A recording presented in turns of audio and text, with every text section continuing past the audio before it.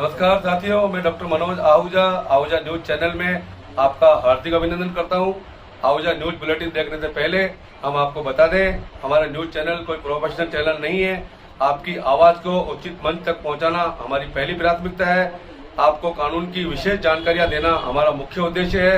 हमारे से जुड़े रहने के लिए आप हमारे न्यूज चैनल को अपने मोबाइल पर सब्सक्राइब करें। आपकी समस्या व आपका कोई भी सुझाव हो तो हमारे रजिस्टर्ड मोबाइल नंबर पर भेजें। तो आइए देखते हैं आज की विशेष खबरें आहूजा न्यूज चैनल के साथ। शहर के शिवाजी नगर स्थित श्री ब्रज मधुकर स्मृति भवन में पूज्य गुरु माता महासती श्री पुष्पवती जी महारासा के शुभ सानिध्य में धर्म ध्यान का सुंदर माहौल बना हुआ है। धर्म सभा को संबोधित करते हुए उपप्रवर्तिनी सद्गुरुवर्या श्री राजमती जी महारासा ने फरमाया, जीवन में जो कुछ करने का संकल्प लेकर आगे बढ़ता है वह निरंतर आने वाले हर क्षण को जानता है, पहचानता है और उसका लाभ उठाता है। जो बीत गया उसकी व्यर्थ चिंता नहीं करता, आने वाले कल पर दूरदृष्टि रखकर जागरूक रहकर भविष्य निर्माण पर ध्यान रखता है। वह जानता है कि अतीत के मुर्दे कंधों पर ढोने वाला कभी आगे नहीं बढ़ सकता। अतीत की चिंता में समय बर्बाद करने से जीवन बर्बाद हो जाता है। उन्नतिशील व्यक्ति हर क्षण का महत्व समझकर जीवन का प्रत्येक क्षण सार्थक करता है और अपने लक्ष्य को प्राप्त करने से पहले विश्राम नहीं लेता। साध्वी डॉक्टर राजरश्मि जी महारासा ने फरमाया, जरा मृत्यु की आग लगी है, भाग सके तो भाग। धन भवन परिवार का भारी बिखेरा इस जगत में पड़ा है। संसार की आग से अपनी आत्मा रूप रत्न पिटारे को निकालने के लिए प्रयत्नशील रहना चाहिए। सांसारिक जरा मृत्यु व्याधियों का तांडव देखकर मन एकाकी हो जाता है और इस ज्वाला से आत्मा को बचाने का रास्ता वैराग्य भाव से उत्प्रोत होकर आत्मकल्याण हेतु संयम जीवन में प्रवेश कर लेना है और तप त्याग करते हुए आवागमन को मिटाने में समर्थ होना है। साध्वी डॉक्टर राजरिद्धि जी महारासा ने फरमाया, संसार में जो भी कष्ट क्लेश उद्वेग चिंताएं हैं उनका मूल कारण अज्ञान है। अज्ञान से मोह, मोह से राग द्वेष की उत्पत्ति होती है और राग द्वेष से चित्त की आकुलता व्याकुलता क्लेश और द्वेष की वृद्धि होती है। इसके नाश के लिए श्रुत की आराधना करनी चाहिए। जिनवाणी के अनुरूप जीवन को सुंदर और दिव्य गुणों से युक्त बनाना चाहिए। प्रश्नोत्तरी पुरस्कार और वात्सल्य प्रभावना का लाभ श्रीमान मनोज जी बोहरा परिवार ने लिया। संघ महामंत्री अनिल जी सोनी ने जानकारी दी। 2 अक्टूबर 2022 को मरुधरा संघ शिरोमणि उपप्रवर्तिनी पूज्या श्री राजमती जी महारासा का 64वां जन्मोत्सव और संयम स्वर्ण जयंती का आयोजन RK community centre Madanganj Kishangarh में किया जाएगा। इसके लिए सभी व्यवस्थाएं संघ के पदाधिकारी देख रहे हैं और कार्यक्रम को भव्य बनाने का प्रयास जारी है।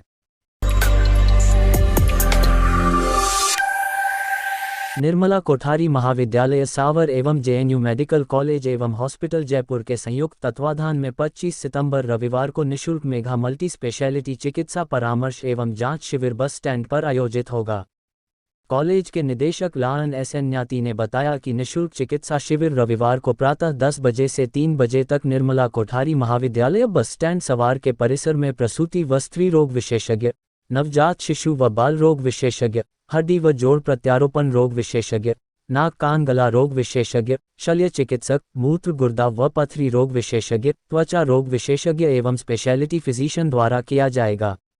अध्यक्ष अभिषेक कोठारी ने बताया कि चिकित्सा जांच एवं परामर्श के बाद ऑपरेशन योग्य मरीजों को जयपुर बस द्वारा ले जाया जाएगा। सचिव अवनीश न्याती ने बताया कि जयपुर लाने ले जाने इलाज ऑपरेशन निःशुल्क किया जाएगा। मरीज अपना आधार कार्ड एवं जन आधार कार्ड की फोटोकॉपी साथ लेकर आवे। कोषाध्यक्ष अविनाश कोठारी के अनुसार सारी जांच जेएनयू हॉस्पिटल जयपुर में निःशुल्क की जाएगी।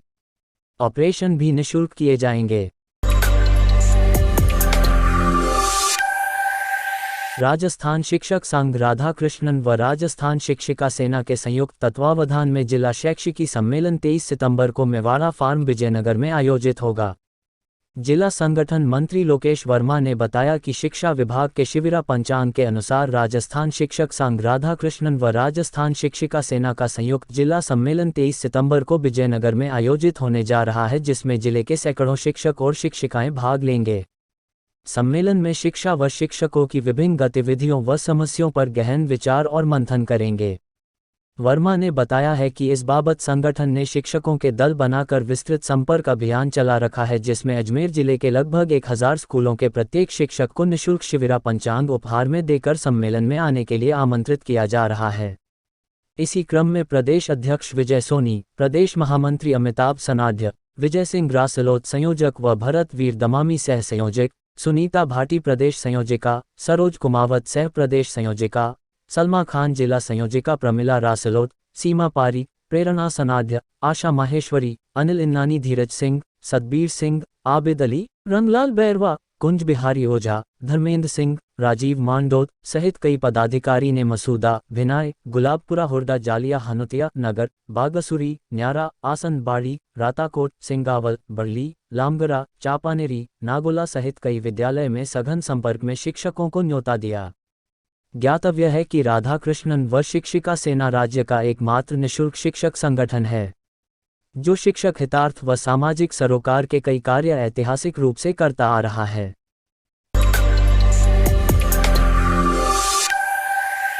सोमवार को माखोपुरा स्थित ITI अजमेर में 7 सूत्री मांगों को लेकर ला कॉलेज ABVP अध्यक्ष दिनेश चौधरी और ABVP छात्र नेता राजेंद्र कालिस के नेतृत्व में प्रदर्शन कर ज्ञापन दिया गया।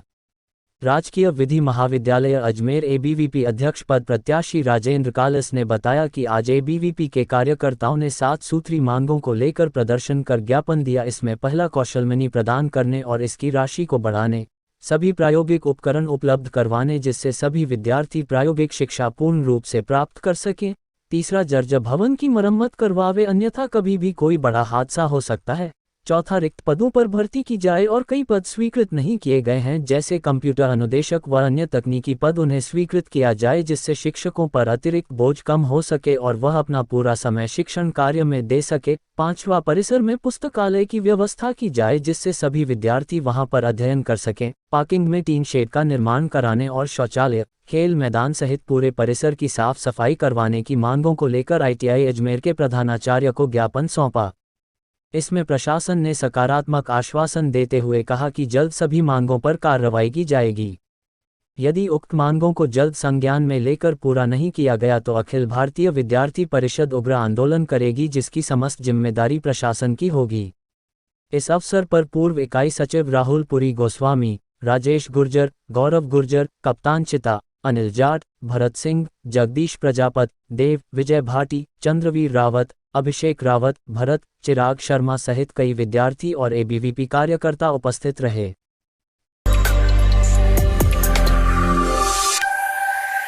राजस्थान सरकार द्वारा पारिवारिक न्यायालय के क्षेत्राधिकार को कम करके ADJ सांगानेर को पारिवारिक न्यायालय का क्षेत्राधिकार दिया गया है। उससे वकीलों और पक्षकारों में काफी रोष है और वे आंदोलन कर रहे हैं और पारिवारिक न्यायालय में कोई काम नहीं हो रहा है। सभी अधिवक्ताओं ने सर्वसम्मति से आंदोलन को सुचारू रूप से चलाने के लिए एक संघर्ष समिति गठन जिसमें पूनम चंद भंडारी, DS शेखावत, विष्णु शर्मा, गीता शर्मा, अजीत सिंह लूनिया, महेश चावला, भारती चतुर्वेदी, भावना शर्मा और आलोक सोनी को जिम्मेदारी दी गई है।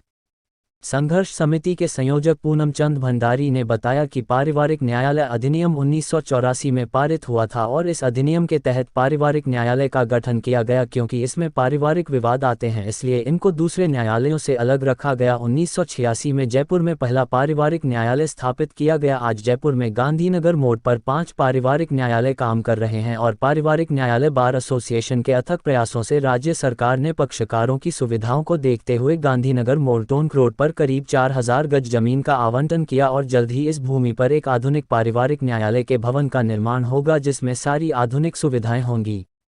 लेकिन राजस्थान सरकार ने एक नोटिफिकेशन के जरिए पारिवारिक न्यायालय का बहुत सारा क्षेत्राधिकार ADJ कोर्ट सांगानेर को दे दिया गया है जो कि अवैध है क्योंकि सांगानेर में पारिवारिक न्यायालय नहीं है, काउंसलिंग रूम नहीं है, महिलाओं बच्चों के बैठने के लिए स्थान नहीं है तथा ADJ कोर्ट में पहले से ही बहुत ज्यादा काम है और यह पारिवारिक न्यायालय अधिनियम की धारा 8 के खिलाफ है। पूर्व में भी 2015 में इसी तरह का एक नोटिफिकेशन जारी किया गया था। तब पारिवारिक न्यायालय बार एसोसिएशन के अध्यक्ष DS शेखावत और पूनम चंद भंडारी एडवोकेट ने हाई कोर्ट और सरकार को मिलकर बताया था कि पारिवारिक न्यायालय के मुकदमे ADJ कोर्ट में स्थानांतरित नहीं किए जा सकते हैं। गलती स्वीकार की गई। 2016 में सरकार ने गलती मानते हुए उस अधिसूचना को वापस ले लिया था, लेकिन अब अचानक 2015 की अधिसूचना की निरंतरता में नई अधिसूचना जारी कर दी गई जो अवैध है क्योंकि 2015 के अधिसूचना पूर्व में ही निरस्त हो चुकी है। जब पारिवारिक न्यायालय बार एसोसिएशन को 26 अगस्त 2022 की अधिसूचना की जानकारी हुई तो एक प्रतिनिधि मंडल जिसमें पूनम चंद भंडारी एडवोकेट, डीएस शेखावत, विष्णु शर्मा और गीता शर्मा थे। कार्यवाहक मुख्य न्यायाधीश श्री एम श्रीवास्तव से मिले और आधा घंटे उनसे विस्तृत चर्चा हुई। उनको ज्ञापन दिया गया और उन्होंने भी इस बात को माना कि गलती हुई है और यह भी कहा कि इस पर विचार किया जाएगा। उसके पश्चात एक शिष्टमंडल पूनम चंद भंडारी, डीएस शेखावत, विष्णु शर्मा और अजीत सिंह लूनिया के साथ प्रमुख सचिव विधि श्री प्रवीर भटनागर से मिले। उनको भी ज्ञापन दिया और उन्होंने कहा कि मुख्य न्यायाधीश महोदय को इससे अवगत कराया जाएगा और उनके निर्देशानुसार निर्णय लिया जाएगा, लेकिन कोई निर्णय नहीं लिया गया। इसलिए पक्षकारों और अधिवक्ता गण ने पहले एक दिन का सांकेतिक आंदोलन किया और मुख्य न्यायाधीश महोदय को ज्ञापन दिया गया था कि रविवार तक कोई निर्णय नहीं लिया गया तो सोमवार से आंदोलन को तेज किया जाएगा। आज पारिवारिक न्यायालय के गेट के बाहर सभी अधिवक्ताओं और पक्षकारों ने धरना दिया और पारिवारिक न्यायालय में कोई काम नहीं हुआ। सभी मुकदमों में तारीख पेशी दे दी गई। श्री भंडारी एवं पारिवारिक न्यायालय के अध्यक्ष डीएस शेखावत ने कहा कि अगर हाईकोर्ट और सरकार ने जल्दी निर्णय नहीं लिया तो आंदोलन तेज किया जाएगा और यह आंदोलन लगातार जारी रहेगा। संघर्ष समिति के सभी सदस्यों ने आंदोलन को तब तक जारी रखने का निर्णय लिया है जब तक 26 अगस्त की अधिसूचना को निरस्त नहीं कर दिया जाता है।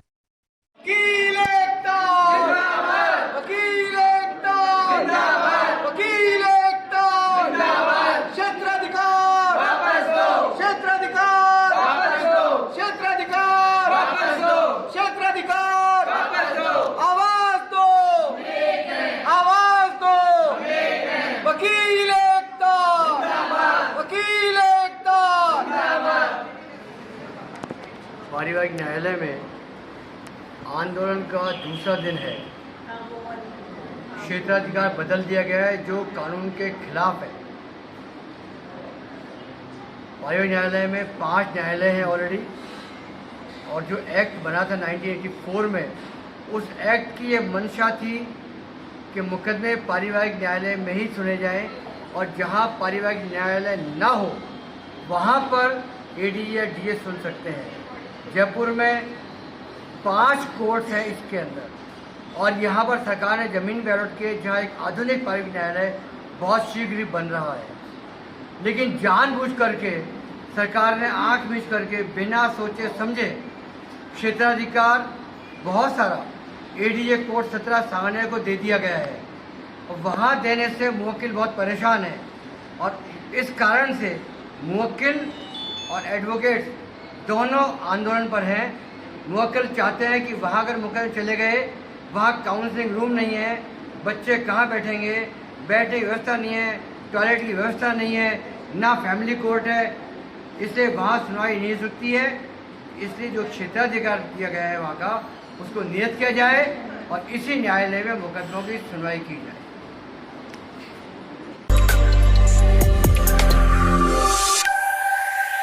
मसूदा मुख्य ब्लॉक शिक्षा अधिकारी क्षेत्र अधीन ग्राम किराप के राजकीय उच्च माध्यमिक विद्यालय में शिक्षकों की कमी को लेकर आज सोमवार को विद्यार्थियों में उबाल आ गया। आक्रोशित विद्यार्थियों ने तालाबंदी कर विद्यालय के बाहर और यहां तक कि सड़क पर प्रदर्शन कर नारेबाजी की।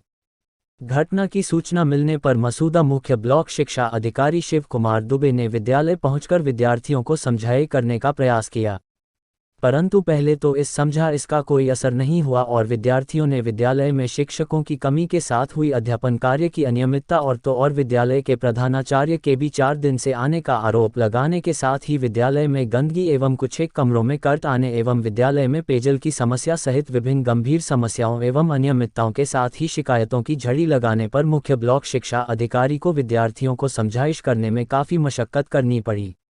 विद्यार्थियों का कहना है कि इस विद्यालय में 720 विद्यार्थी अध्ययनरत है। स्वीकृत 26 पदों में से मात्र 9 ही कार्यरत है। विद्यालय प्रशासन भी विद्यालय में अध्ययनरत विद्यार्थियों की संख्या और रिक्त पदों को स्वीकार करने के साथ ही इस कमी को लेकर उच्च अधिकारियों को अवगत करवाया जाने को भी जानकारी सामने आई है। विद्यार्थियों के आक्रोशित होने को लेकर उनके अभिभावक एवं किराप सरपंच प्रतिनिधि जवरी लाल गुर्जर भी वहां पहुंच गए। विद्यार्थियों के आक्रोशित होने से किसी भी संभावित अप्रिय घटना के मद्देनजर पुलिस की मौजूदगी भी वहां देखने को मिली। विद्यार्थियों का कहना है कि विद्यालय में स्वीकृत 26 पद में से मात्र 9 ही कार्यरत है और वह भी समय पर नहीं आते हैं, तो फिर विद्यार्थियों की पढ़ाई किस प्रकार होगी, उनका भविष्य अंधकार में होता जा रहा है। विद्यार्थियों का आरोप है कि शिक्षकों की कमी के साथ ही बढ़ती जा रही अनियमितता से विद्यार्थियों के भविष्य के साथ खिलवाड़ किया जा रहा है। शिक्षकों की कमी को लेकर मुख्य ब्लॉक शिक्षा अधिकारी शिव कुमार दुबे ने सरकार द्वारा लगाए जाने वाले शिक्षकों की स्थिति से अवगत कराकर विद्यार्थियों को समझाइश करने का प्रयास करते रहे, वही विद्यार्थी एक एक करके अनियमितताओं का उल्लेख करते रहे। इस दौरान मुख्य ब्लॉक शिक्षा अधिकारी शिव कुमार दुबे ने कुछ शिक्षक लगाकर व्यवस्था सुधारने का आश्वासन देने पर विद्यार्थियों का आक्रोश शांत हुआ। इस दौरान विद्यालय के प्रधानाचार्य अशोक शर्मा ने तो मुख्य ब्लॉक शिक्षा अधिकारी शिव कुमार दुबे के सामने अपना स्थानांतरण यंत्र करवाने तक की मजबूरी जता दी। अधिकारी का कहना था कि जहां कहीं भी जाएंगे व्यवस्था तो करनी ही पड़ेगी।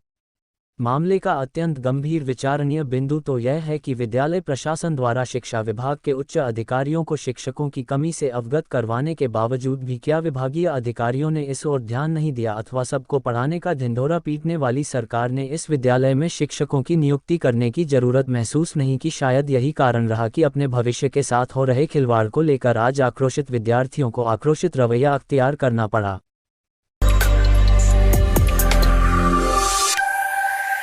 जिले के एक डॉक्टर प्लास्टिक सर्जन ने रविवार को क्रूरता की सारी हदें पार कर दी। उसके घर में स्ट्रीट डॉग घुसा तो उसने डॉग को अपनी गाड़ी में बांधकर 5 किलोमीटर तक घसीटा। इससे कुत्ता गंभीर रूप से घायल हो गया। फिर रास्ते से गुजर रहे लोगों ने डॉक्टर की कार रुकवाकर कुत्ते को छुड़ाया। इस पर डॉक्टर ने विरोध शुरू कर दिया और पुलिस बुला दी। इसके बाद मेनका गांधी ने पुलिस को फोन किया, जब जाकर डॉगी को अस्पताल भेजा गया और डॉक्टर के खिलाफ पशु क्रूरता का मुकदमा दर्ज हुआ है।